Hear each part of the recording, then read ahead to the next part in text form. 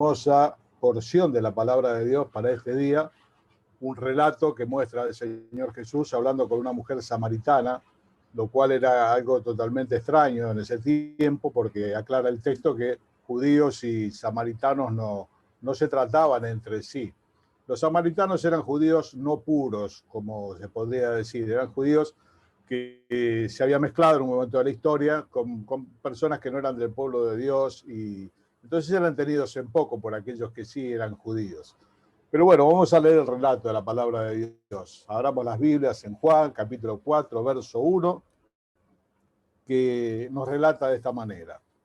Cuando pues el Señor entendió que los fariseos habían oído decir, Jesús hace y bautiza más discípulos que Juan, aunque Jesús no bautizaba sino sus discípulos, salió de Judea y se fue otra vez a Galilea.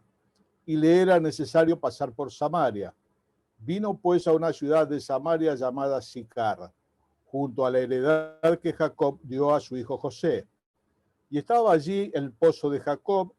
Entonces Jesús, cansado del camino, se sentó así junto al pozo. Era como la hora sexta. Vino una mujer de Samaria a sacar agua y Jesús le dijo, dame de beber, pues sus discípulos se habían ido a la ciudad a comprar de comer. La mujer samaritana le dijo, ¿cómo tú siendo judío me pides a mí de beber, que soy mujer samaritana? Porque judíos y samaritanos no se tratan entre sí. Respondió Jesús y le dijo, si conocieras el don de Dios, ¿y quién es el que te dice, dame de beber? Tú le pedirías y él te daría agua viva. La mujer le dijo, Señor, no tienes con qué sacarla y el pozo es hondo. ¿De dónde pues tienes el agua viva? ¿Acaso eres tú mayor que nuestro padre Jacob, que nos dio este pozo, del cual bebieron él, sus hijos y sus ganados? Respondiendo Jesús le dijo, cualquiera que bebiere de esta agua volverá a tener sed. Mas el que bebiere del agua que yo le daré no tendrá sed jamás, sino que el agua que yo le daré será en él una fuente de agua que salte para vida eterna. La mujer le dijo, Señor, dame esa agua para que no tenga yo sed, ni venga aquí a sacarla. Jesús le dijo, ve, llama a tu marido y ven acá. Respondió la mujer y dijo, no tengo marido. Jesús le dijo, bien has dicho, no tengo marido, porque 5 maridos has tenido y el que ahora tienes no es tu marido. Esto has dicho con verdad. Le dijo la mujer, Señor, me parece que tú eres profeta. Nuestros padres adoraron en este monte y vosotros decís que en Jerusalén es el lugar donde se debe adorar. Jesús le dijo, mujer, créeme que la hora viene cuando ni en este monte ni en Jerusalén adoraréis al Padre. Vosotros adoráis lo que no sabéis. Nosotros adoramos lo que sabemos porque la salvación viene de los judíos. Mas la hora viene y ahora es, cuando los verdaderos adoradores adorarán al Padre en espíritu y en verdad, porque tiene el Padre, tales adoradores busca que le adoren. Dios es espíritu, y los que le adoran en espíritu y en verdad es necesario que adoren. Le dijo la mujer, sé que ha de venir el Mesías llamado el Cristo. Cuando Él venga, nos declarará todas las cosas. Jesús le dijo, yo soy el que habla contigo. El Señor le reveló directamente quién era. Pasaje hermosísimo de la palabra de Dios. Cuando el Señor entendió que los fariseos decían que Él bautizaba más personas que Juan, dice el texto, aunque el Señor no bautizaba, se fue nuevamente de Judea a Galilea. Y ahí hay un pasaje que es el 4, que es un pasaje hermosísimo. Dice, y le era necesario pasar por Samaria. Le era necesario pasar por Samaria. Evidentemente le era necesario para tener este encuentro que hemos leído recién. Pero yo pensaba, me acordaba de aquel himno, dice, glorias magníficas él dejó para buscarme a mí. Solo su incomparable amor le hizo venir aquí. Hermano, es verdad que el Señor vino para que todos aquellos que en Él creen no se pierdan, sino que tengan vida eterna. Pero nunca olvidemos, hermanos, que el Señor vino también por cada uno de nosotros. Yo siempre recuerdo con mucha gratitud que el Señor pasó por mi calle, que el Señor pasó por el lugar donde yo estaba, el Señor pasó por el lugar donde vos estabas. En distintos momentos de la vida, distintas situaciones, cada uno de nosotros tiene una historia con el Señor, un momento en la vida, un lugar. Bueno, hermano, el Señor le fue necesario pasar por tu calle y le era necesario pasar por la mía, para que nosotros pudiésemos conocerle. De otra manera no tendríamos ninguna posibilidad. Hay una frase vieja, dice, ya que el hombre no pudo ser como Dios, quiso Dios ser como el hombre. Y se humanó, y le fue necesario llegar hasta tu calle y la mía. Qué cosa tan hermosa, ¿no? Es el Salvador del mundo. Pero decía Pablo, Jesucristo me amó y se entregó a sí mismo por mí. Así que en esta mañana hemos expresado gratitud y nunca nos olvidemos, hermano, que al Señor le fue necesario. Cuando el Señor usa varias veces la palabra necesario, en otro momento dice, es necesario que el Hijo del Hombre sea entregado en manos de pecadores. Es necesario significa que no hay alternativa, que hay que hacerlo. Y hermano, así fue como el Señor llegó. La otra lección que siempre me dejó este pasaje es que el Señor tiene tiempo para los pequeños ministerios y los públicos escasos. ¿Por qué digo esto? A veces nosotros tenemos en poco los ministerios pequeños, ¿no? Siempre muchos pensamos, bueno, yo estoy para más, esto solo para hacer, pareciera que es poco. El Señor de la Gloria tendría que predicar a multitudes, a millones.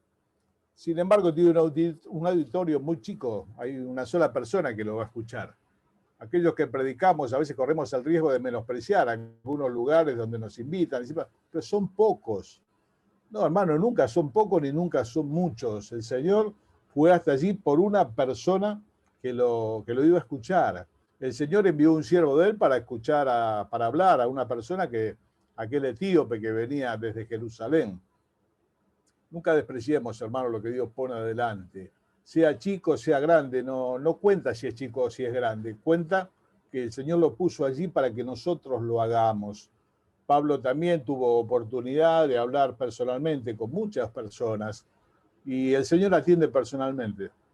El Señor atiende personalmente. Por eso decía, vengan a mí los que están trabajados y cargados. No, nos podría haber derivado con otro, bueno, a ver que lo atienda alguien, ¿no? Como suele hacer las grandes figuras que no atienden personalmente, atiende el secretario o el secretario del secretario, vaya a saber cómo, ¿no? Y llegar hasta él es imposible. Bueno, hermano, llegar al dueño del mundo es posible. Y él atiende pequeños grupos, y él atiende auditorios de una persona, le predica auditorios de una persona, y no desecha nada que sea poco. Señor nos bendiga para que nosotros tengamos este ejemplo, ¿no? Sigamos sus pisadas. Nunca es poco ni es mucho. Lo importante es si es de Dios. Bueno, el relato continúa y dice el verso 7, relata el encuentro. Viene una mujer de Samaria a sacar agua del pozo, un pozo que dicen aquellos que conocen más que todavía está, el pozo de Jacob, el pozo de Sicar, a sacar agua, y Jesús le dijo, dame de beber, pues sus discípulos se habían ido a la ciudad a comprar de comer. La mujer samaritana le dijo, ¿cómo tú siendo judío me pides a mí de beber? Que soy mujer samaritana, porque judíos y samaritanos, como leímos recién, no se tratan entre sí. Bueno, un caso muy atípico. El Señor hablando con una mujer, cosa que no solía pasar en esos tiempos. Y es más, la mujer era samaritana. No hay un mandamiento en la palabra de Dios para no hablar con un extranjero. Por el contrario, todo el Antiguo Testamento nos recomienda recibir al extranjero. Al judío se le manda recibir al extranjero, sabiendo que él también fue extranjero en la tierra de Egipto, y de amparar al extranjero, y bueno, y de no explotarlo, no abusar de él. Sin embargo, las normas, las cosas que los hombres habían ido más allá de donde Dios va. Hacían que no se traten entre sí, había enemistad, no se hablaban. Hermano, sin embargo, el Señor rompe este tipo de cosas, las atraviesa, porque quiere que todos los hombres sean salvos. No tiene reparo en que el auditorio es chico y no tiene reparo en que el auditorio es medio despreciable, porque los judíos se despreciaban con los samaritanos al punto de no ir por el mismo camino. Si uno iba por un camino, el otro iba por el otro. Bueno, hermano, el Señor atraviesa todas estas cosas y llega donde Él es necesario. Y acá también nos deja para nosotros una enseñanza de dejar de lado un montón de cosas, prejuicios. A veces veo cuando todavía hoy se está hablando del racismo, me parece una locura terrible, y por más que se quiera enmascarar esto, dando otra impresión, en el fondo subyacen esas cosas, el racismo, los niveles sociales, el desprecio de un nivel social por el otro, de tal modo que el apóstol Santiago decía, no hagan acepción de personas, porque si en la congregación de ustedes entra una persona con anillo de oro y bien vestido, le dicen, vení, sentate por acá, ponete por acá. Y si entra alguien que no está tan bien vestido y demás, le dicen, vos ponete por acá, como donde no se vean, ¿no? Bueno, hermano, el Señor no hizo acepción de personas, rompió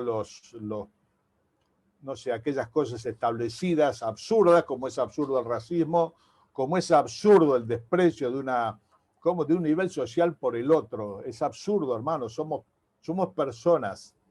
Hace tiempo atrás me compartían un dicho, ¿no? Que es humano, que dice que la vida es como el juego de ajedrez. Terminado el juego, todos vamos a la misma caja o al rey o al peón. Humanamente hablando, es así. Sin embargo, en vida el desprecio de uno por otros, la no inclusión, tantas cosas más. Bueno, hermanos, recibamos del mismo modo a todas las personas. Tengan mucho, tengan poco. A veces somos tan perversos que pensamos, bueno, ¿en qué nos puede de alguna manera beneficiar? Entonces nos acercamos más y al otro nos acercamos menos. Amados, que vuestra fe en el Señor, dice la palabra de Dios, sea sin acepción de personas. No importa si tiene mucho, no importa si tiene poco, no importa si es profesional, no importa si está sin trabajo, no importa si está en situación de calle, no importa si vive en un palacio, así debiera ser, que no importa. El Señor, vuelvo a decir, nos ha dejado ejemplo para que sigamos sus pisadas. Tuvo tiempo para pequeños auditorios, para uno, no recibe el secretario del secretario, recibe personalmente y no desprecia por lo de afuera. Señor, no mira lo que mira el hombre, dice otro texto, mira lo que está adentro. Hacemos una lectura más en el verso 13, pasaje tan significativo, ¿no? Le dice la mujer que si acaso era mayor que Abraham y cómo iba a sacar el agua del pozo. Respondiendo Jesús le dijo, cualquiera que bebiere de esta agua volverá a tener sed.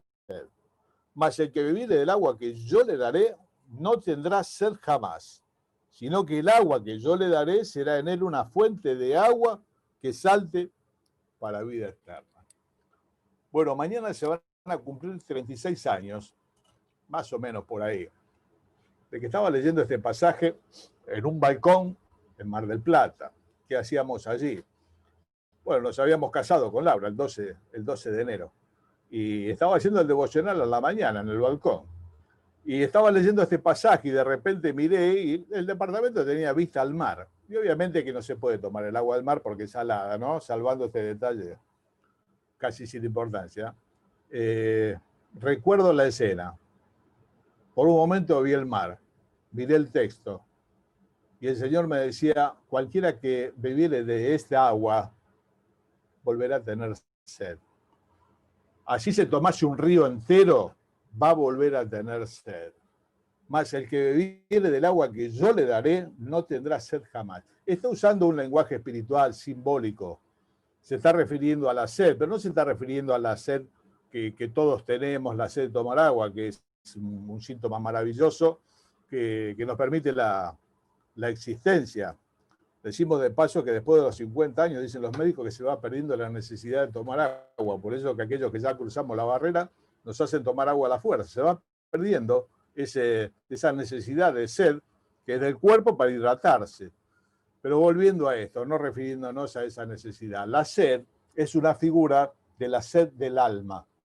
que aunque se tome un océano, que no se puede tomar porque es salado, o un río enorme, va a volver a tener sed.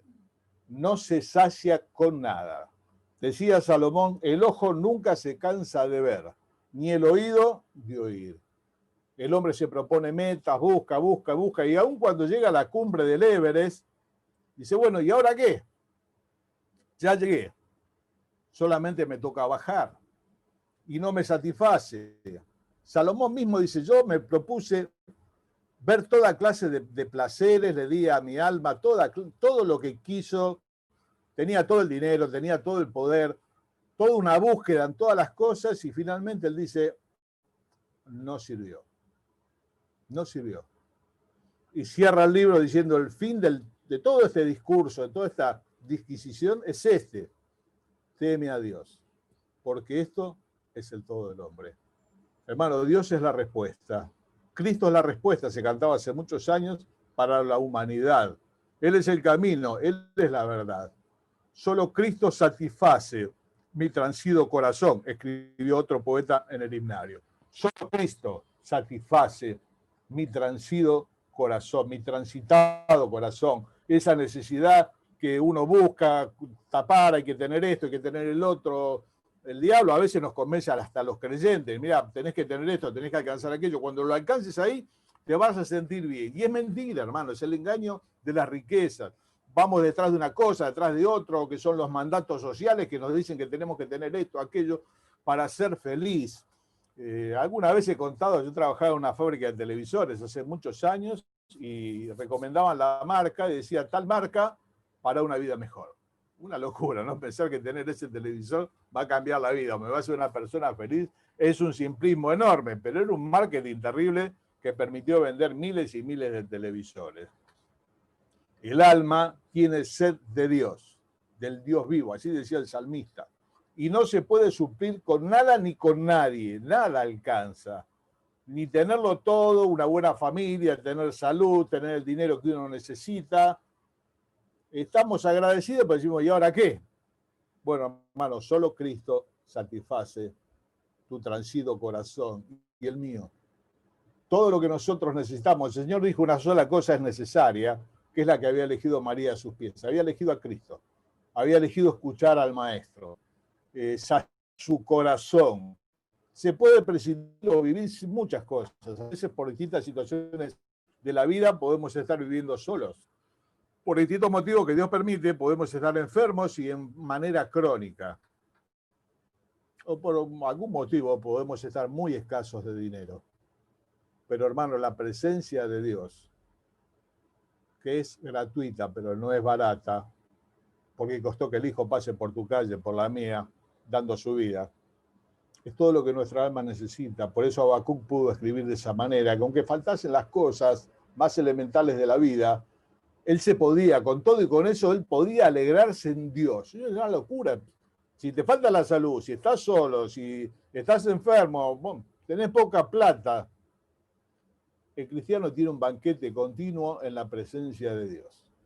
Y no tenemos excusa, hermanos. Cuando no lo alcanzamos porque no tenemos voluntad, porque somos vencidos de nuestra propia humanidad y no buscamos. Pero todo aquel que busca encuentra, dice la palabra de Dios. Y cuando buscamos al Señor, hermano, y cuando lo encontramos, y nuestra alma se conecta con la suya, y nuestro espíritu con el suyo, bueno, hermano, allí el cielo baja a la tierra, la soledad desaparece, la enfermedad mitiga sus dolores, y tenemos siempre lo que precisamos. Por esa agua preciosa, que es un símbolo de la palabra de Dios, de la persona del Señor. Bueno, leemos un texto más. Y el verso 16, dice el Señor a esta mujer, ve a llamar a tu marido y ven acá. Respondiendo la mujer le dijo, no tengo marido.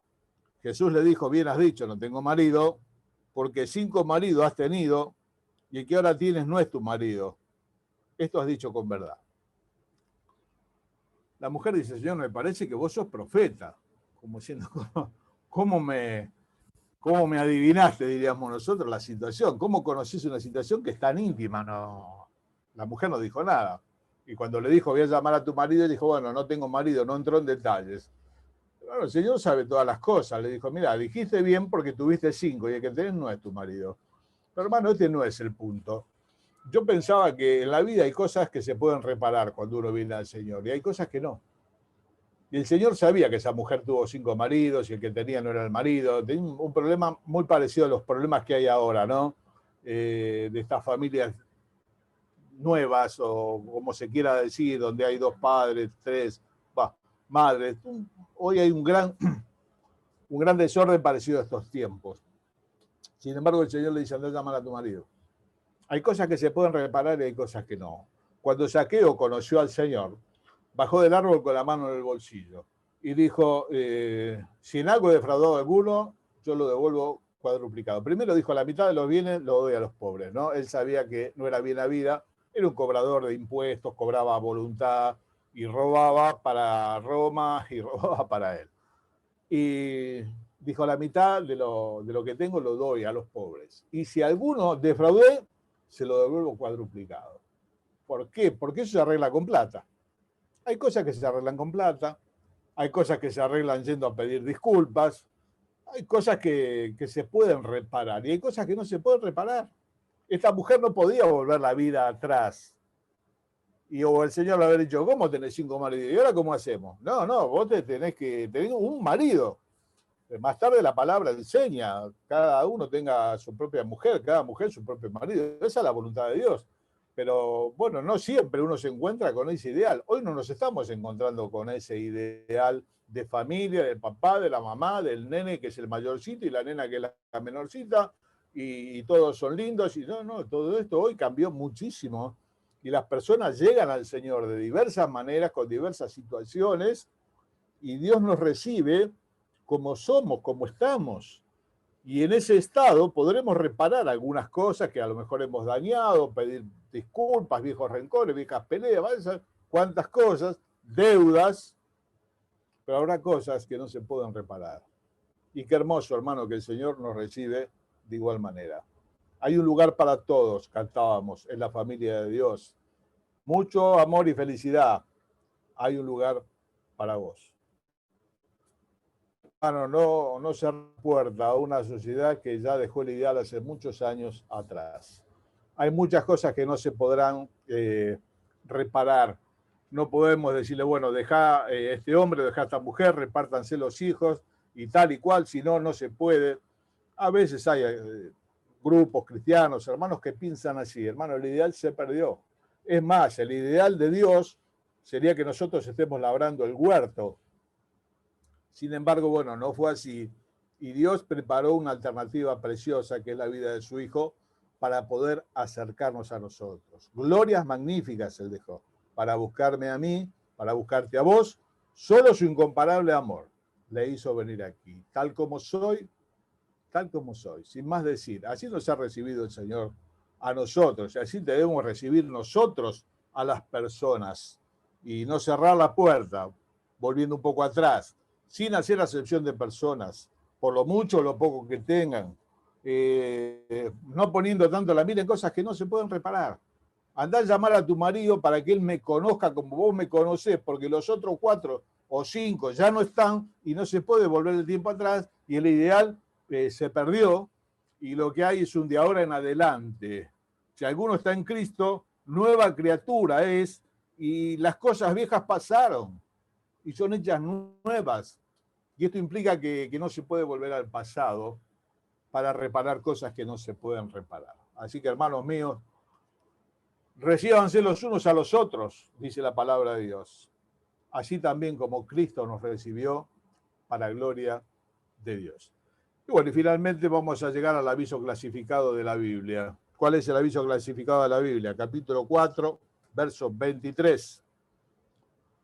Después de tener un ida y vuelta sobre en qué lugar hay que adorar, que acá, que allá, los samaritanos decían, no, hay que hacerlo acá, en este monte, no en el otro. El Señor le dice, la hora viene y ahora es, cuando los verdaderos adoradores adorarán al Padre en espíritu y en verdad, porque también el Padre, tales adoradores, busca que le adoren. Dios es espíritu, y los que le adoran en espíritu y en verdad, es necesario que le adoren. Bueno, ¿qué es lo que busca el Padre? Adoradores. Adoradores se busca, diría el clasificado, ¿no? ¿Qué es lo que busca Dios? Adoradores. Servidores no dice. A mí me gustan mucho las frases porque resumen conceptos que a veces llevaría mucho tiempo escribir. Pero bueno, alguien dijo, no lo sé si no le daríamos el crédito, que se puede servir sin adorar, tranquilamente. Tranquilamente, se puede servir sin adorar, lo que no se puede es adorar sin servir. Ahora bien, ¿qué es adorar? Algunas veces también se mencionó. Se asocia con la canción, y especialmente con la canción emotiva que nos lleva a emocionarnos y a derramar lágrimas. Pero hermano, un adorador es un hombre o una mujer, no es indistinto. Un adorador es un hombre o una mujer que ha construido su vida familiar, laboral, personal, alrededor de la persona y los bienes de Dios. Canta de una, canta de otra, ofrenda poco, ofrenda mucho, pero una persona, un adorador, hombre o mujer, es un hombre o una mujer que construyó su vida alrededor de la persona y los bienes de Dios. A veces hacemos al revés. Nosotros queremos que Dios se ajuste a nuestro ya programa hecho de vida. Bueno, tenemos una vida laboral, tenemos una vida familiar, y bueno, que Él se ajuste y agarre como pueda, ¿no, hermano? Un adorador no piensa así. Un adorador conoció al Señor, Zaqueo tuvo un cambio, dijo, bueno, esto lo devuelvo porque no es mío, y ya estoy dispuesto a devolver cuadruplicado. Hay una modificación de vida, y esto es adoración. Es una forma de vida, vivir en función de. ¿Vivir en función de quién? Vivir en función de los intereses y la persona del Señor. Esto es un adorador. Modificó con oración, si Dios se lo permite, su esquema laboral para poder atender los negocios del Padre. Modificó con la gracia de Dios también sus necesidades familiares, que tienen que estar cubiertas, ¿no? Para poder atender, si es posible, con todos los suyos, la persona y los intereses del Señor. Cómo se distorsionan las cosas, ¿no? Bueno, hermano, esto es un adorador y esto es lo que Dios está buscando. Aviso clasificado de la Biblia. Adoradores se buscan. De estos adoradores, hermano, de los otros hay un montón. No nos engañemos que cantar, que es fruto de labios que confiesan su nombre, ¿no? No nos confundamos, yo no lo tengo en poco.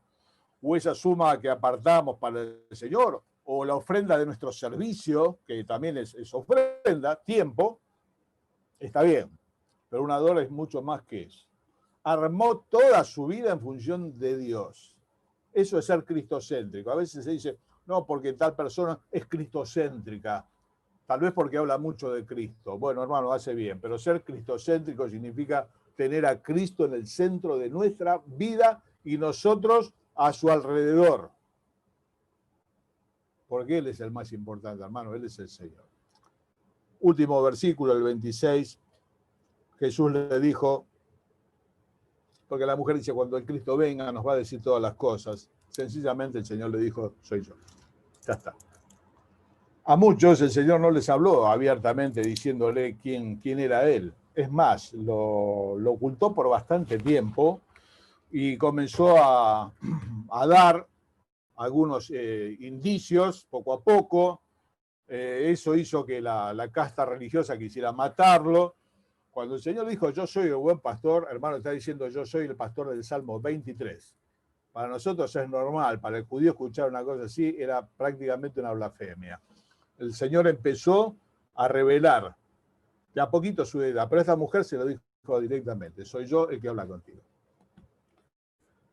Y hermano mío, el Señor para los suyos, para aquel que le busca de corazón, tiene esta revelación.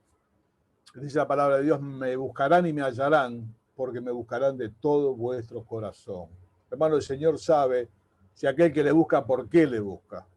Y cuando alguno le busca por el motivo correcto, hermano, Dios se revela, y Dios habla, y Dios nos descubre las cosas. Decían los discípulos, ¿por qué les hablas por parábolas?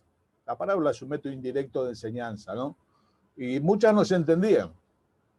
Y el Señor le dijo, para que viendo no vean, para que escuchando no entiendan y con el corazón se conviertan y yo los sane. Claro, claro, Dios los quería bajar. Se tenían que humillar a preguntarle, Señor, ¿de qué estás hablando? Y aquellos maestros de Israel no lo iban a hacer ni por un momento. Pero los discípulos lo hicieron. Después de la parábola del sembrador, dijeron, Señor, explícanos la parábola. Y el Señor le dijo, a vosotros es dado conocer los misterios del reino de Dios. Bueno, hermano, bendito sea Dios, por el don inefable que es el Señor Jesucristo, y por toda esta riqueza, hermano, que Dios nos ha dado, haberle conocido. Glorias magníficas Él dejó, para buscarte a vos, para buscarme a mí. Llegar a tu calle, a tu necesidad, a la mía, y llevarnos con Él, y hacer de nuestra vida una vida nueva. El Señor te bendiga mucho, tengas un lindo día, hoy comienza la semana, una buena semana. No sabemos, hermanos, qué va a traer ni la semana ni el año, si el virus, si el no virus. Mientras el Señor está, el cielo seguirá siendo para nosotros. Todo lo que nosotros necesitamos, lo único necesario es estar al lado de Él. Hermano, Dios se ocupa de todo lo demás. Si nos vamos a enfermar, Él lo sabe. Si la situación económica del país va a ir de verdad, Él lo sabe. Si voy a vivir o voy a morir, Él lo sabe. Y eso es todo lo que importa. Que lo sabe todo el Padre. Me estoy poniendo más viejo cada vez. Me gustan más los signos. Que lo sabe todo el Padre es mi certitud, es mi certidumbre. Así que el Señor les bendiga mucho, hermanos. Un buen año. Y bueno, nos volveremos a ver, Dios mediante, por este medio el día martes.